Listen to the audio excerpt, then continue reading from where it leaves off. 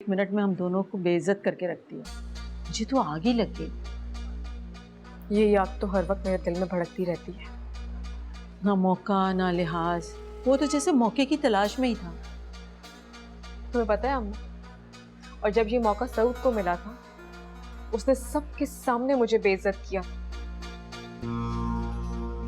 अब तो मुझे यकीन हो गया कि फवाद के दिल में सिर्फ सारा है, उसके होते हुए तुम्हें जगह नहीं दे सकता। हाँ, इज्जत मिली ना मोहब्बत, कुछ समझ में नहीं आ रहा मैं क्या करूं। क्या करना चाहिए मुझे अम्मा? मुझे यकीन था कि तुम अपनी अक्लमंदी से उस घर में अपनी जगह बना लोगी, लेकिन अब लगता है कि सारा के होते हुए वहां कदम नहीं जमा सकती। इसीलिए तो मैं उसे उस घर से निकालना चाहती थी। और अब इन लोगों को यकीन हो गया कि सारा की असल दुश्मन तुम हो और तुम ही ने उसे उस घर से निकाला। पता नहीं क्यों अम्मा, जब जब सारा के लिए कुछ करना चाहती हूँ, कुछ सोचती हूँ, सब कुछ उल्टा हो जाता है। कभी भी वैसा होता ही नहीं जैसा मैंने सोचा होता है। पर अब तो एक महाज खड़ा हो गया मेरे खिलाफ। अम्मा जान, मारिया, सऊद सब मेरे खिलाफ हो गए। मुझे तो लग रहा है अम्मा, शिकस्त मेरा मुकद्दर बन चुकी है।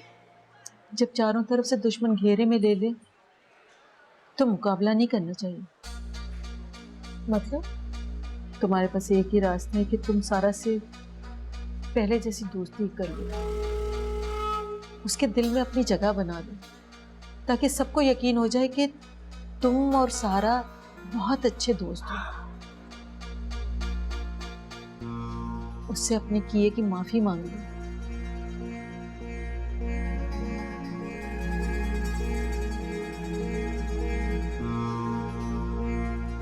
क्या कहना चाहती है?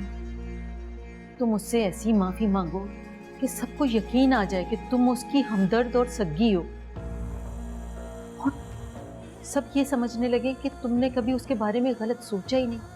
जब तुम जीतने में कामयाब हो जाओगे तो सब तुम्हारे आगे पीछे फिरेंगे।